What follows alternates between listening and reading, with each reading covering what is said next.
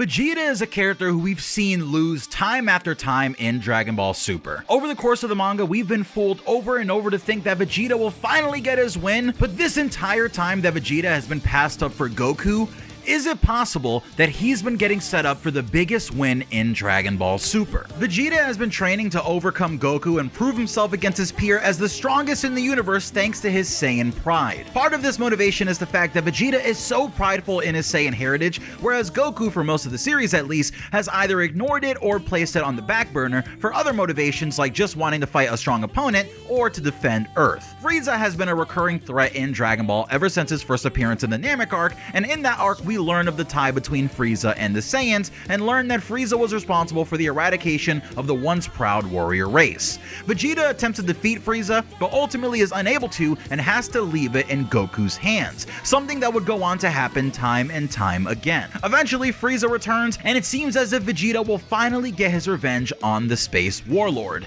Vegeta goes Super Saiyan Blue and crushes Frieza's new Golden Frieza form that Frieza obtained after months of grueling training, the first time that he's ever trained in his life. Now ultimately Frieza pulls a fast one on Vegeta and destroys the Earth while the two are standing on it, and Whis has to rewind time to bring things back to normal, giving Goku just a few seconds to clean up the battle for Vegeta, killing Frieza again. However, in that arc, it's also thanks to Whis that we learn about something rather interesting that is going to play a big part in this video. You see, Whis informs us through a small line of dialogue that Frieza didn't work alone when he eradicated the Saiyans, and it didn't just occur on a whim. In fact, Frieza acted on Beerus' orders to kill the Saiyans, making Beerus responsible and culpable for the downfall of the Saiyans just as much as Frieza.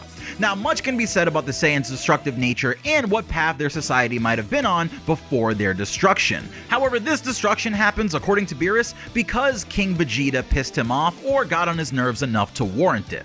But with Beerus, we've seen that he doesn't exactly need the best reasons to destroy a planet. Just giving him a bad meal or the second comfiest pillow on the planet instead of the first makes your world liable to end. But how have things evolved in the story since then? Today we see that Beerus, who normally sleeps for a decade at a time, has found interest in two Saiyans, Vegeta and Goku. Originally, Beerus was interested in Goku because he believed that Goku is the legendary Super Saiyan God who will be capable of giving Beerus the battle of his life. But Vegeta, not one to be left behind, also becomes part of this training group, with things progressing so far that now we've gotten to the point where Beerus himself is training Vegeta to some very interesting effects. Through training with Beerus, Vegeta has picked up on the power of a god of destruction, a form that Vegeta calls Ultra Ego, which he was only able to learn about after being able to grasp and make use of the concept of Hakai, or destructive energy, the energy that Beerus uses that seems to destroy or erase whatever it touches. Now, as much as Vegeta was able to grasp the concept of this ability, we saw that in the section of the story leading up to the Granolah fight, Vegeta wasn't actually able to master this power, and even though he was able to use it a few times against both Granolah and Gas, ultimately he decides to put the move away in favor of more tried and true methods that he can rely on in battle. At the end of the Granolah arc, we see Frieza returning once more after his revival at the end of the final anime arc, the Tournament of Power. It's here that we learn that Frieza has been training again, but this time in a far more dangerous location. Frieza finds a room of spirit and time, otherwise known to many fans as a time chamber, and within that time chamber, Frieza doesn't just spend a week or 4 months in it this time. In fact, because of Goku's own advice during the Resurrection F arc, Frieza knows that this time, instead of just obtaining a new form and rushing to battle, he has to continue to train the form until he's mastered it and gotten a hold on its stamina or ki drain. So Frieza spends 10 years training within the Room of Spirit and Time to reach his ultimate form, Black Frieza. Now, we've seen that Black Frieza was capable of one-shotting both Goku and Vegeta in their respective Ultra forms, so Frieza is currently what many people will argue is the strongest fighter in Universe 7, at least before you have to get Beerus and Whis involved, since I don't think that Frieza has quite reached their levels yet. Now, this is where we currently are in Dragon Ball Super, and when it returns, we have been told that we'll be focusing on an arc surrounding Goten and Trunks being superheroes and attending school, very much echoing Gohan's arc in the Buu arc in the original Dragon Ball Z. But parallels to the Buu arc are really interesting to me, and we'll link back to that in a second for Vegeta, but from the release of Dragon Ball Super's newest draft pages for the upcoming chapter, we know that for a page or two, we will focus on the aftermath of the Granolah arc and Vegeta and Goku training once again with Whis and Beerus. Now, with all that information gathered, where am I trying to go with this video, right? Like, why is this video titled Vegeta's Final Goal in Dragon Ball Super? Well, with everything already established and out of the way, here's exactly why. Like we've covered, Vegeta loses a lot. It's one of the most defining parts of his character because his drive to overcome these losses and become better is a large motivation for Vegeta. But recently we've learned that there's a capper, so to speak, on what the Saiyan is capable of. You see, as far as Hakai energy goes, it's not that Vegeta isn't capable of creating a fully realized ball of Hakai energy, much in the same way that Beerus or even characters like Toppo were able to in the Universal Tournament. In reality, it's that Vegeta just won't do this. In fact, Vegeta tells us this himself, explaining that he can't bring his heart to the dark place that it would need to be in order to use this ability to its fullest potential, and that's mainly due to the guilt that Vegeta still to this day feels over the events of the Buu saga. Controlled by Babidi or not, Vegeta went on a rampage and killed many innocent people before ultimately sacrificing himself to Fat Buu, and the guilt from everyone he's hurt in cold blood, especially at this point of his life, really weighs on the character in a way not typical from Dragon Ball, which is a series that tends to move forward at a breakneck pace, sometimes even shedding past character development or aspects in favor of doing something new, not held down by the past in future arcs. But I feel like with everything we've discussed in this video, there's actually a story building with Vegeta that I've been taking note of during my time with the manga. Now, I believe that Vegeta is being set up to ultimately be the one to defeat Black Frieza, not Goku. Firstly, this is because of the long-running feud between the two, especially considering the fact that Vegeta is still owed his victory against Golden Frieza that was stripped from him, but defeating Frieza won't be an easy task, and with mental barriers in place, I don't think it'd be possible for Vegeta to come out with a win.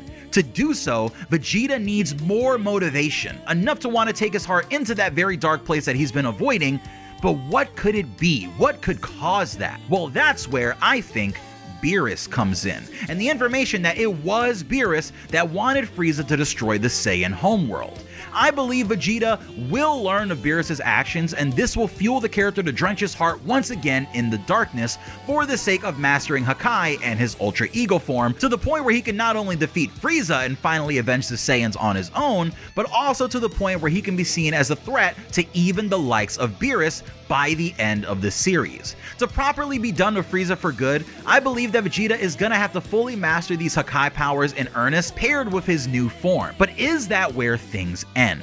I don't think so. Vegeta's major opponent during the Universal Tournament was a character named Toppo, a candidate for the next God of Destruction in Universe 11. Toppo starts off in a very higher-than-thou position with his prideful stance on justice, but as much as Toppo wants to stick to his morals, in order to try and win against Vegeta for the sake of his own universe, which hangs in the balance, mind you, Toppo throws that sense of justice and everything he holds dear away for the chance at destroying the Universe 7 Saiyan Vegeta during their battle. Now, this form that Toppo used is commonly known as God of Destruction Mode Toppo, but it's also been called Toppo's Destruction form. And here's how the process of Toppo obtaining this form was described. This state is attained by one who has received God of Destruction training and has gained the ability to use the powers of one.